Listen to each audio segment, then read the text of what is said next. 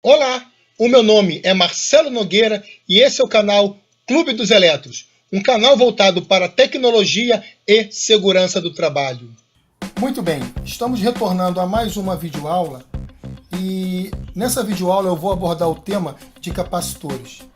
Como os senhores podem ver aqui na minha bancada, eu tenho diversos capacitores e eu vou tentar abordar cada um deles de forma bem clara e objetiva, falando sobre os pontos fortes, pontos fracos, a maneira de se testar e as suas principais aplicações, tá bom?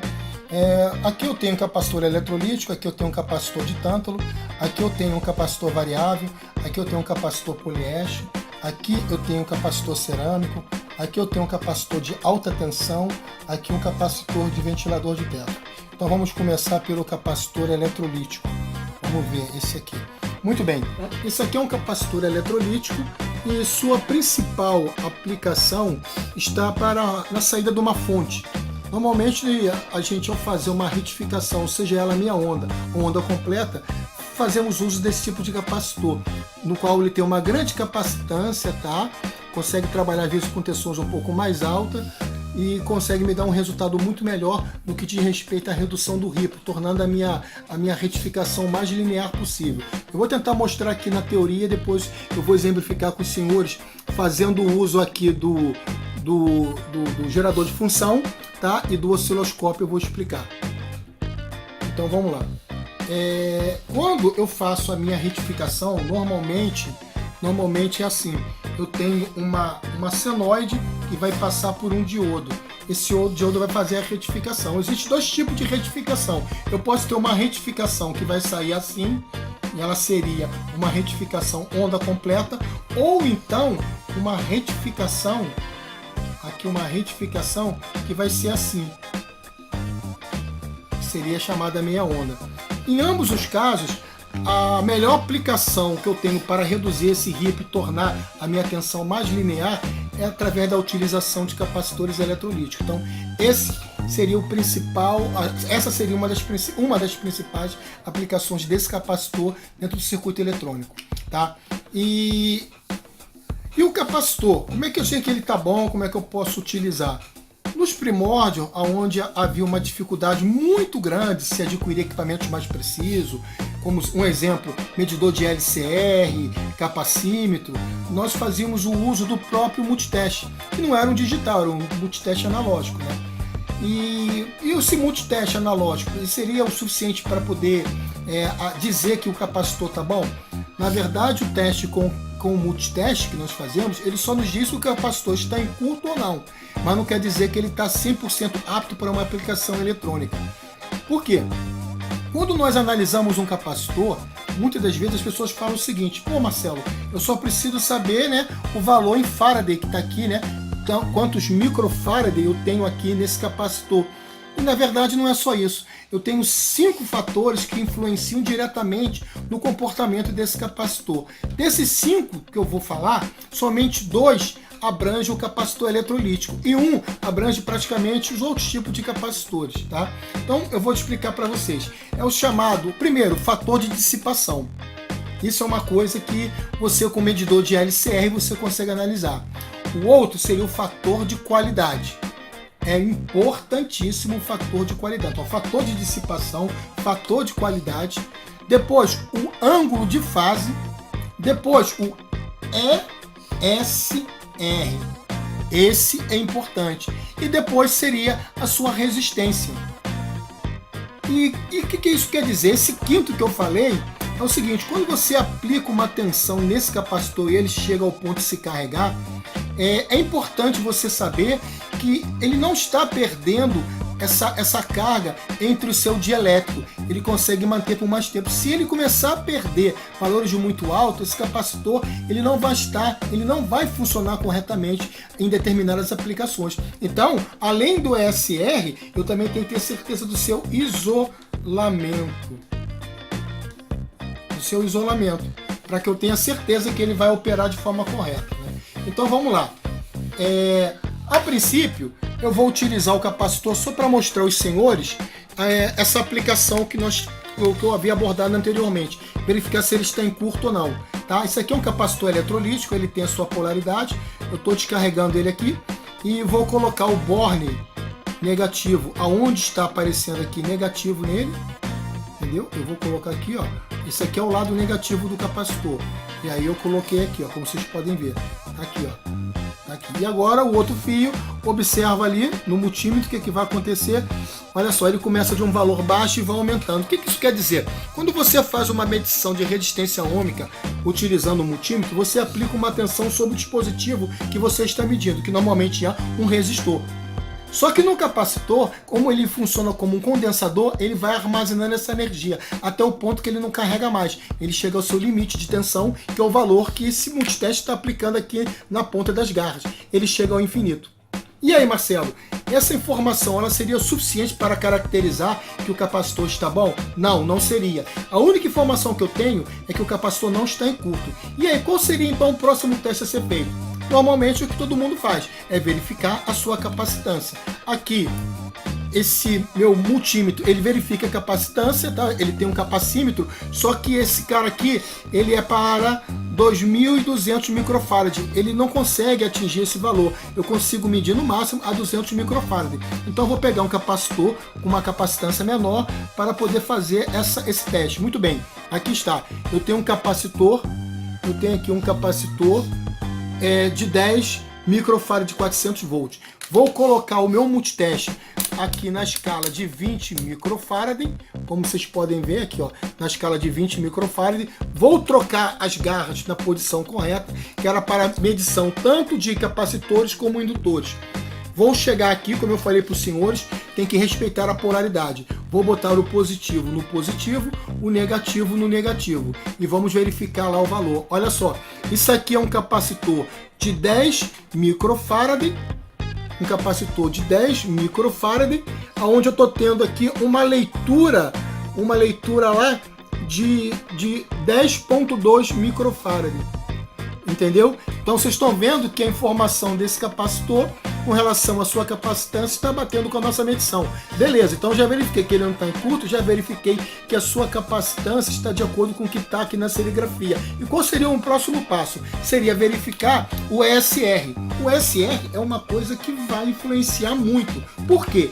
Um capacitor ideal, ele teria a seguinte maneira construtiva. Essa seria a parte construtiva de um capacitor ideal. Ele só teria capacitância, mas infelizmente não existe dispositivos ideais, componentes ideais.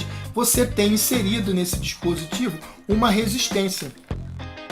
E essa resistência ela vai ficar em série com o teu capacitor, como se fosse aqui um capacitor eletrolítico. Eu tenho uma capacitância e mais uma resistência. E isso é ruim, quanto mais alta ela for, vai atrapalhar em determinadas aplicações. Por isso que o ESR é ruim. Esse equipamento ele não mede o ESR. O principal dispositivo para esse tipo de teste seria um medidor LCR, que ele mede indutores, capacitores e resistores de uma forma muito mais precisa. Mas infelizmente eu ainda não tenho. Eu tenho um dispositivo que muitas das vezes me serve para certas aplicações.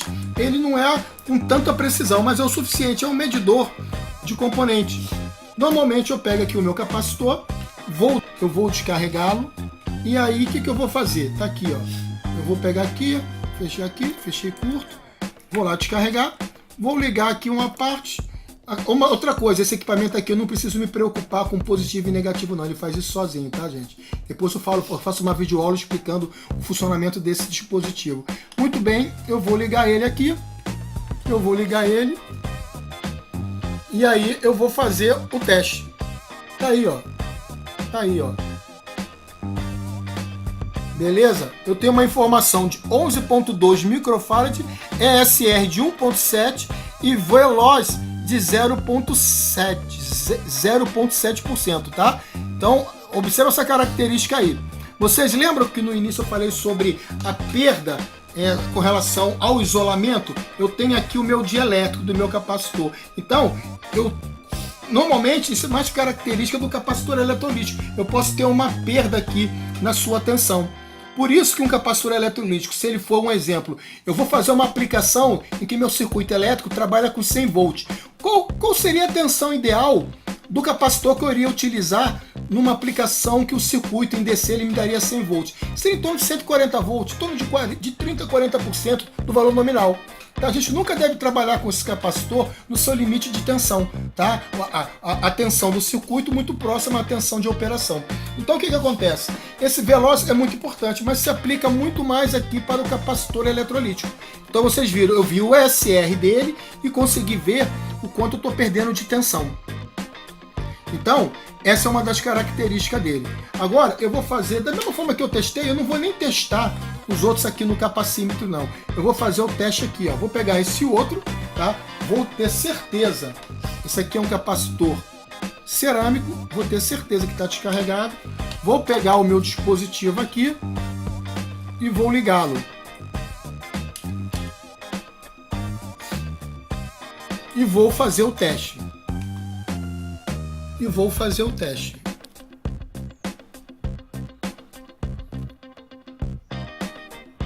Entendeu? Então, vocês podem ver que ele deu lá uma perda de, cara, baixíssimo, de 0,01%, entendeu?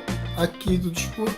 Vocês podem ver que eu tive uma perda aí de 0, vou fazer de novo o teste. Espera aí, pessoal. Vamos fazer de novo o teste.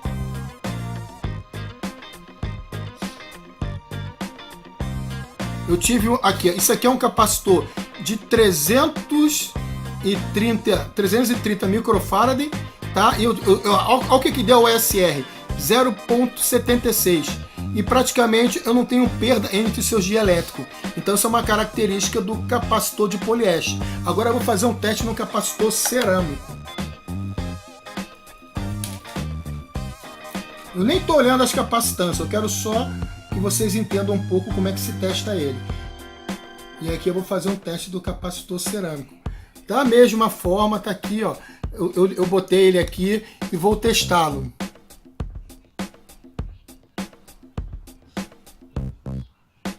Olha só, ele nem deu ESR, praticamente é ESR.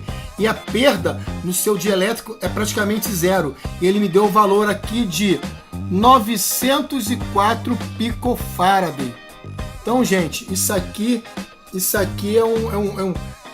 essa é uma das características desse capacitor, tá? Porque o capacitor cerâmico, ele é um capacitor de baixíssima impedância e responde muito bem em altas frequências.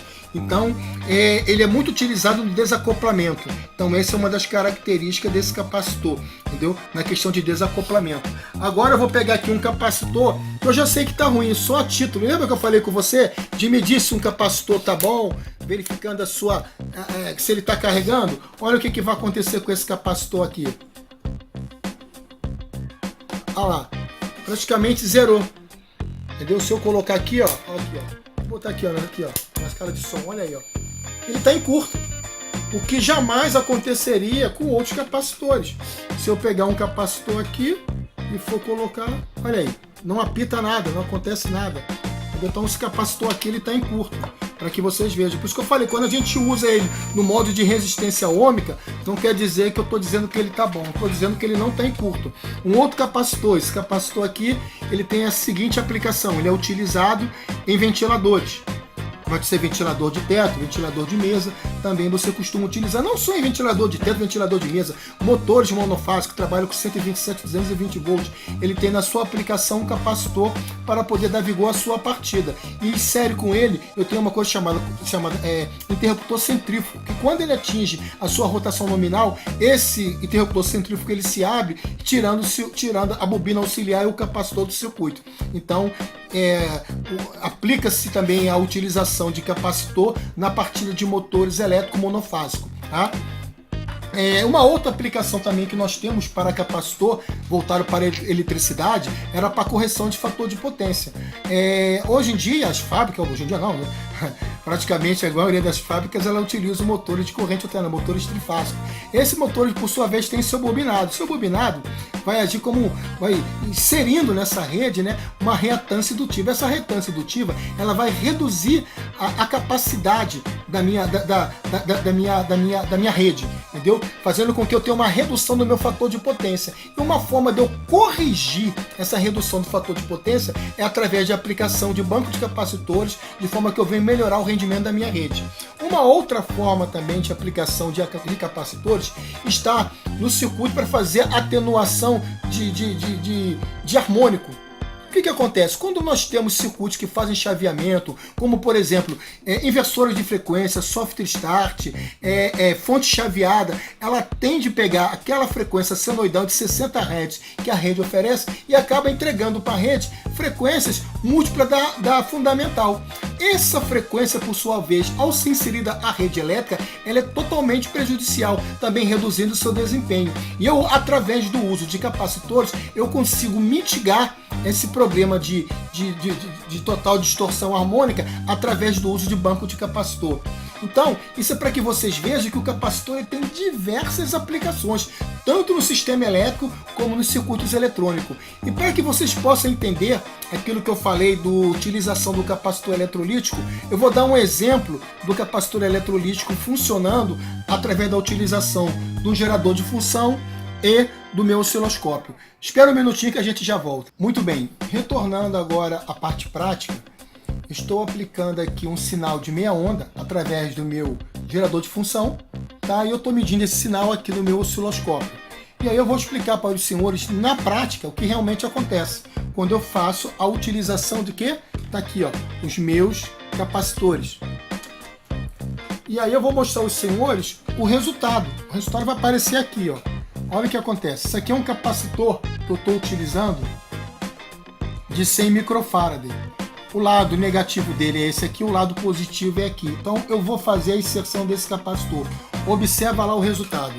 Eu já dei uma atenuada nessa forma de onda. Então vou aplicar mais um capacitor. E aí vocês vão ver o que vai acontecendo. Olha lá.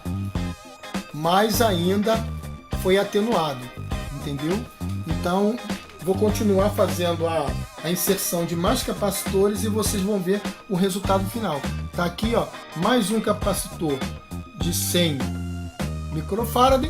Eu vou aplicar aqui e vocês vão perceber, ó, sempre respeitando a polaridade. Vocês vão ver lá que, ó, atenuou mais ainda.